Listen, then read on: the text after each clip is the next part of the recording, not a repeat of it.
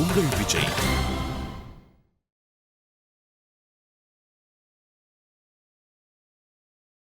நீங்க எல்லாரும் ஏன் கீழே வந்தீங்க?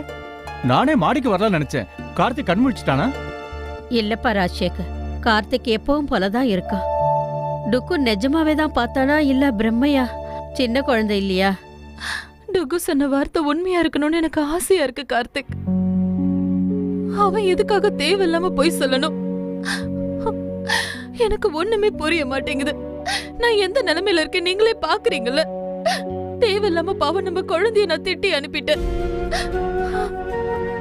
அவன் சொன்னது உண்மைன்னு தான் எனக்கு தோணுது. நிஜமாவே நீங்க உங்க கையை அசைச்சிருப்பீங்க கார்த்திக். நிஜமா அசைச்சிருப்பீங்க. எவ்வளவு நாள் நீங்க இப்படியே இருப்பீங்க சொல்லுங்க? உங்களுக்கும் எங்க கிட்ட வந்துடணும்னு ஆசை கண்டிப்பா இருக்கும்ல. எத்தனை வருஷமா நாங்கெல்லாம் எங்க மனசுல இருக்கிறத உங்ககிட்ட சொல்லிட்டு இருக்கோம். எங்களோட கேள்விகளுக்கெல்லாம் பதில் சொல்லணும்னு உங்களுக்கும் ஆசையா தானே இருக்கும். நீங்க நிச்சயம் பேசுவீங்க. எனக்கு முழு நம்பிக்கை இருக்கு கார்த்திக். என் மனசு சொல்லுது எல்லாம் சரியாயிடும் கார்த்திக். அர்ச்சனா, வாங்க டாக்டர், வாங்க வாங்க. பாருங்க,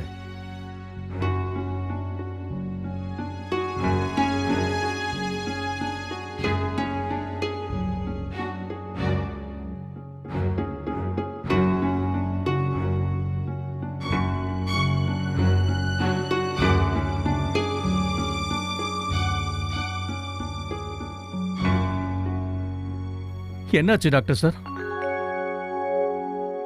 குழந்தை சொன்னது தப்பா இருக்கும்னு எனக்கு தோணல. சில நேரத்துல இப்படி நடக்கிறது சகஜம். இந்த நிலைமையில பேஷண்ட் கிட்ட இந்த மாதிரி சில அசைவுகள் தெரியும். ஆனா இதே மாதிரி மறுபடியும் நடக்கணுங்கிறது அவசியம் இல்லை. இது ஒரு விதமான ரிஃப்ளெக்ஷன் மூமெண்டா இருக்கும். அதாவது ஏதாவது ஒரு விஷயத்தோட எதிர் செயல். இது மறுபடியும் நடக்காம இருக்கலாம்.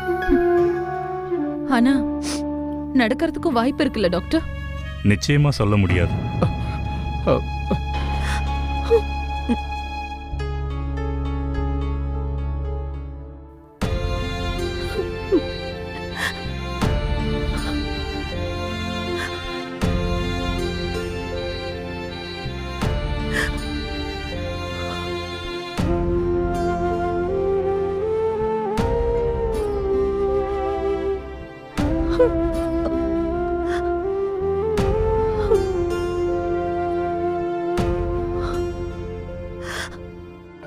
அதுக்கப்புறம் அங்க ஒரு வேடன் வந்தான்.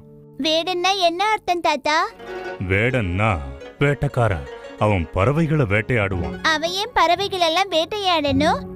ஏன்னா அவன் ஏழ்மையில இருக்கான். ஏழ்மையா? ஏழ்மைனா என்ன தாத்தா?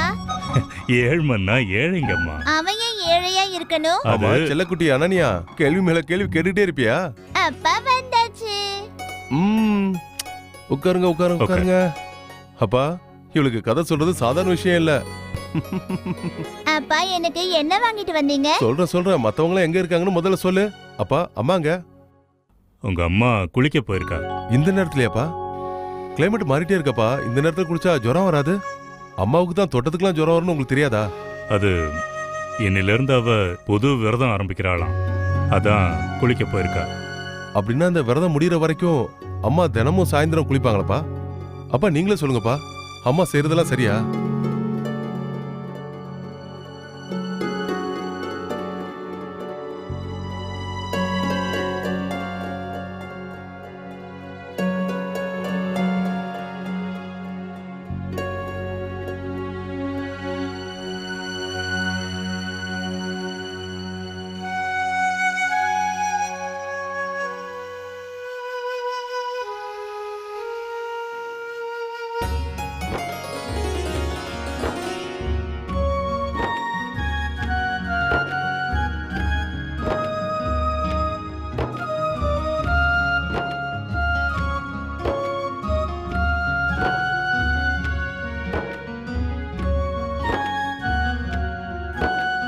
சூர்யா, உங்க அம்மாவை பத்தி நீ கவலைப்படுறது எனக்கு நல்லா புரியுதுப்பா.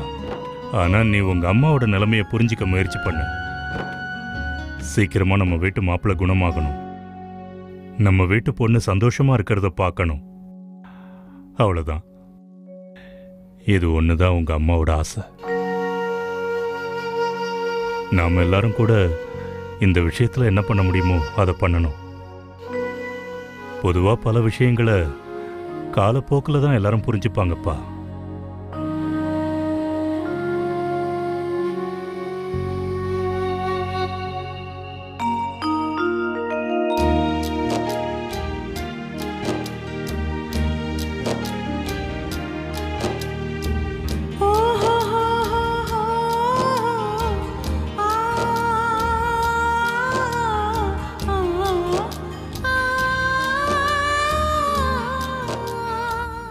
குட் மார்னிங் அர்ச்சனா, எழுந்துரு.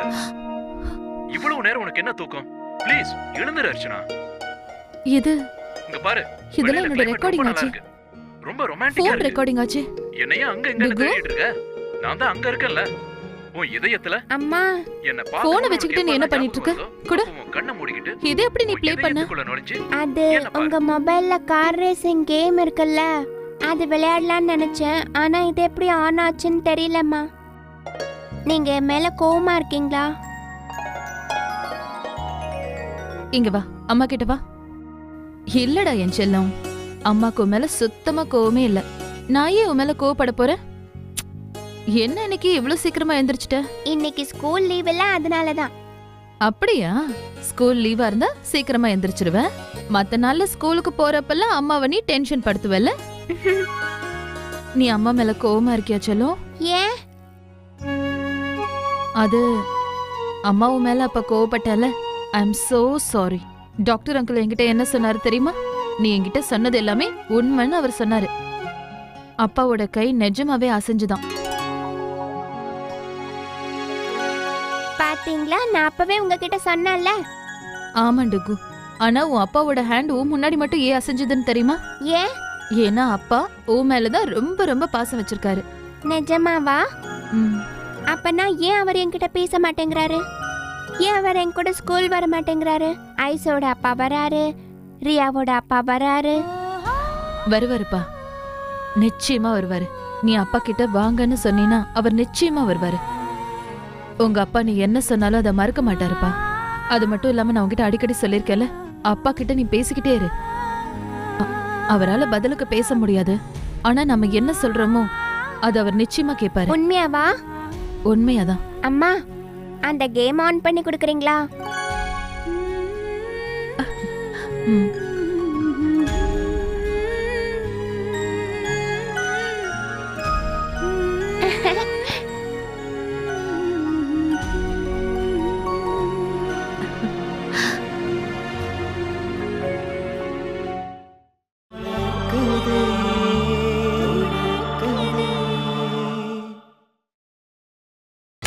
நீங்கள் பார்த்துக் கொண்டிருப்பது உங்கள் விஜய்.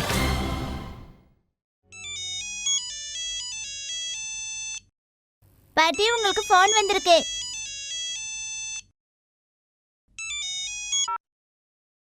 வணக்கம், சொல்லுங்க பண்டிதரே. சரி, என்ன இன்னைக்கா? நான் முயற்சி பண்றேங்க, வச்சிடுறேன். ம். அது வந்துங்க, டுகு பேர்ல ஒரு பூஜை பண்ண சொல்லி நான் பண்டிதர்கிட்ட சொல்லியிருந்தேன். அவனோட பிறந்த நாள் வருதுல, அதுக்காக தான். அன்னைக்கு நம்மளால எதுவும் பண்ண முடியாது, ஏன்னா அவங்க வீட்டுல பூஜை வச்சிருப்பாங்க இல்லையா. அதனால நான் இங்க பிறந்த நாளுக்கு முன்னாடி பூஜை வைக்கலான்னு நினைச்சேன். நல்ல விஷயம்தான், அப்படியே பண்ணிடுவோம். எப்போ பண்ணணும்? அது பண்டிதர் இன்னைக்கே பண்ணலான்னு சொல்றாரு. ஆனா இன்னைக்கு அதுக்கான ஏற்பாடுகள் எல்லாம் எப்படிமா பண்ண முடியும்? பண்ணிடலாமா, நான் உதவி செய்யறேன். அர்ச்சனாவுக்கு தெரியுமா? கொஞ்ச நேரம் கழிச்சு அவளுக்கு ஃபோன் பண்ணலான்னு இருக்கேன். அப்பதான் அவளும் ஃப்ரீயா இருப்பா. ஆனா அவளால வர முடியுமான்னு தெரியல. ஒருவேளை டுகுவியாவது அவ அனுப்பி வைக்கலாம் இல்லையா? இது பாரு ராதிகா, நீ கூப்பிட்டா அவ வராம இருப்பாளா? ஃபோன் பண்ணி கூப்பிடு.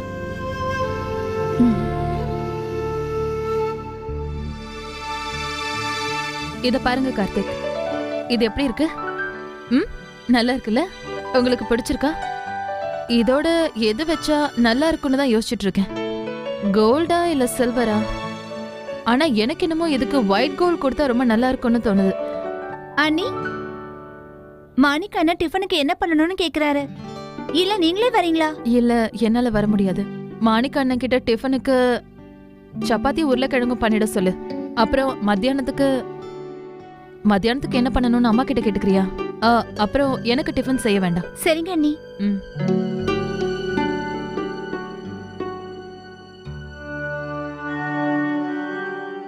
உள்ள வாங்கம்மா.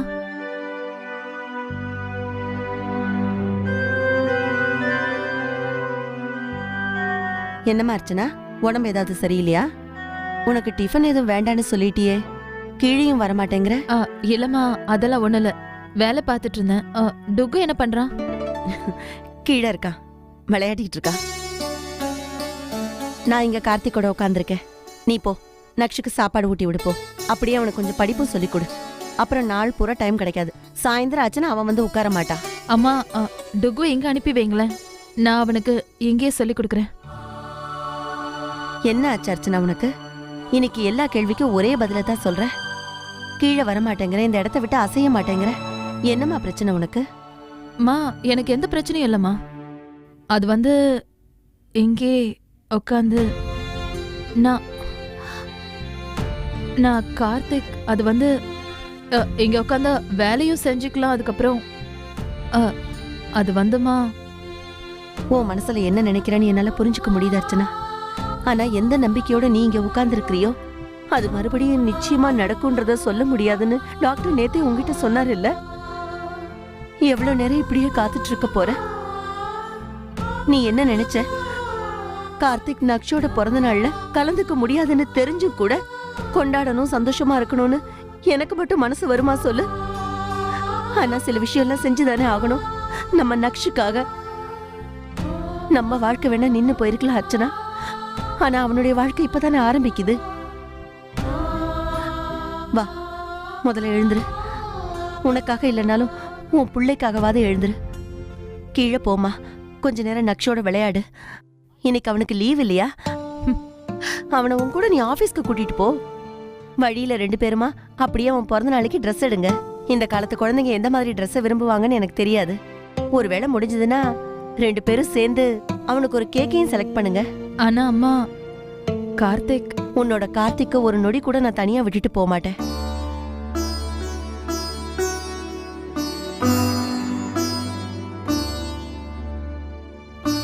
போமா, போ.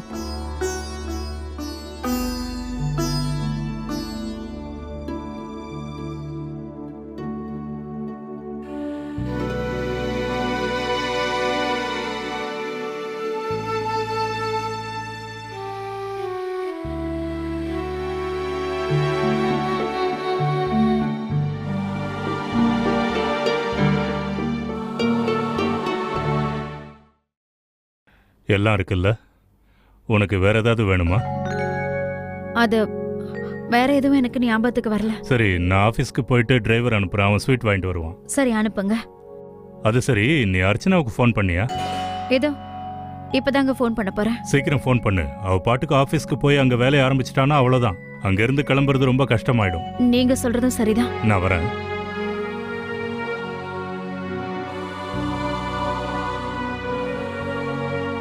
என்னோட ஃப்ரெண்ட்ஸுக்கு சாக்லேட்ஸ், அப்புறம் எனக்கு நிறைய டாய்ஸ் வேணும்.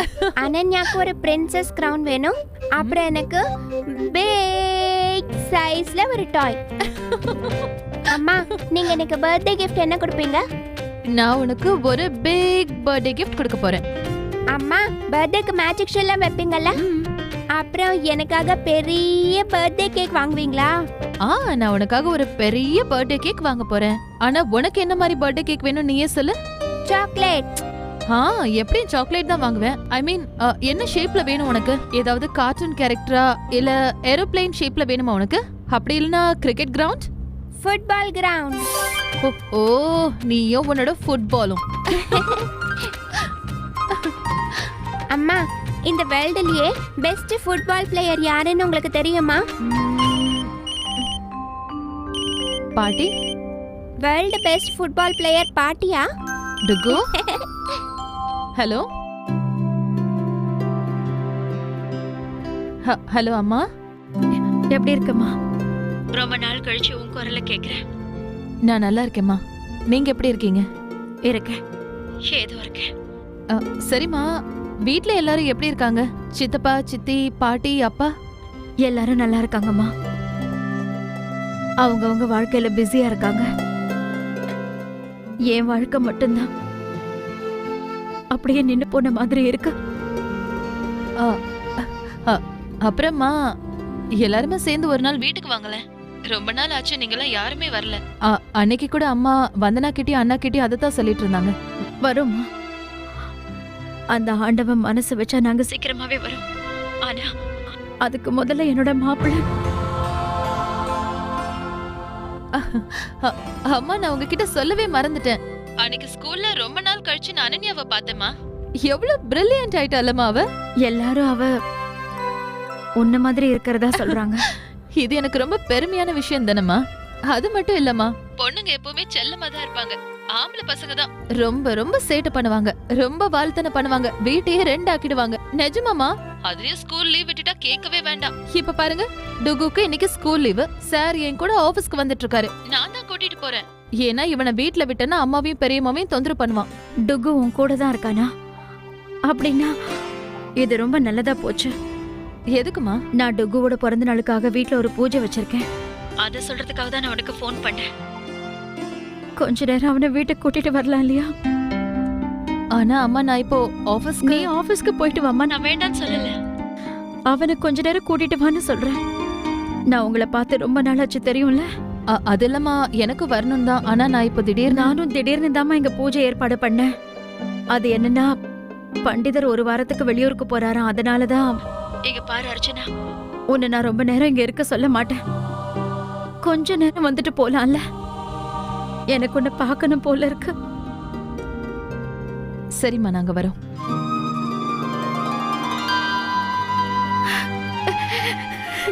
ஷம்ஷீர், கொஞ்சம் கார் அப்படியே திருப்பங்களேன். அம்மா வீட்டுக்கு போயிட்டு அப்புறம் ஆபீஸ்க்கு போலாம். சரிங்கம்மா.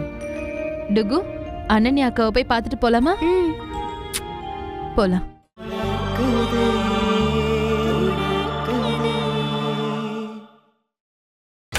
நீங்கள் பார்த்துக் கொண்டிருப்பது உங்கள் விஜய்.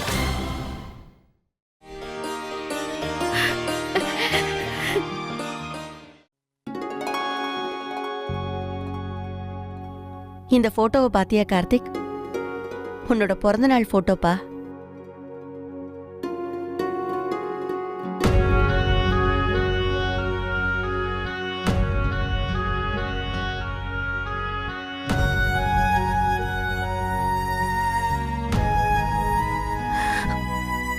இப்ப இந்த சின்ன சின்ன சந்தோஷம் ரொம்ப பெருசா தெரியுதுப்பா.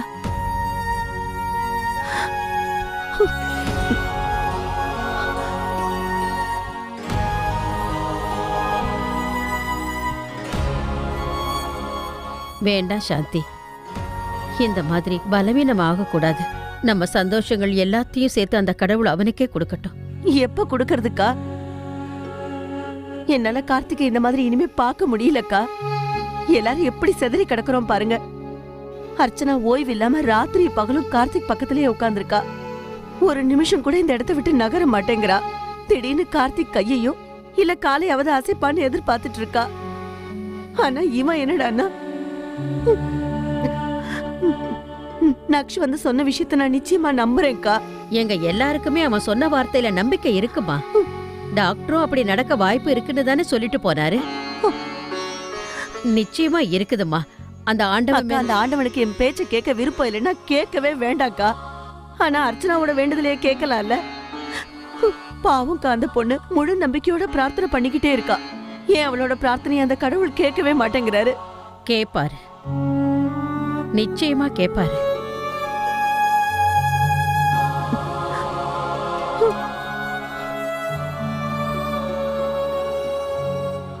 பண்டிதரே, அர்ச்சனா இன்னும் கொஞ்ச நேரத்துல இங்க வந்துருவா. நீங்க எப்ப வருவீங்க? சரி. அத்தையும் டுக்குவும் நம்ம வீட்டுக்கு வர போறாங்களே. எஸ், இன்னைக்கு நாங்க ஜாலியா விளையாடுவோம். நீங்க ரெண்டு பேரும் ஜாலியா விளையாடணும்னா அதுக்கு சண்டை போடாம இருக்கணும். சூர்யா, பின்னால தோட்டத்துல மன வச்சிருக்கேன், அதை கொஞ்சம் எடுத்துட்டு வந்து கூட. சரிங்கம்மா. சுகன்யா, நீ என் கூட கிச்சனுக்கு வாமா. பிரசாதம் எல்லாம் கொஞ்சம் பண்ண வேண்டியிருக்கு. சரிங்கக்கா. அடடா, என்னங்க, மார்க்கெட்ல இருந்து எல்லாம் வாங்கிட்டு வர சொல்லிட்டீங்கல்ல? இதோ இப்போ வந்துடும். ஆ, நாங்க வந்துட்டோம்.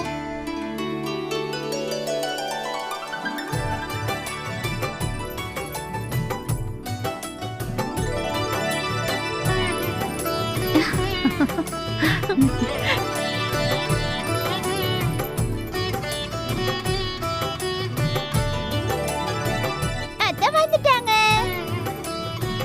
ஹலோ அத்தை. என்ன செல்லம், எப்படி இருக்க? நான் நல்லா இருக்கேன். எத்தனை நாள் கழிச்சு வந்திருக்கம்மா, எங்க ஞாபகமே உனக்கு வரலையா? ரொம்ப அதிகமா வருது பாட்டி. அர்ச்சனா,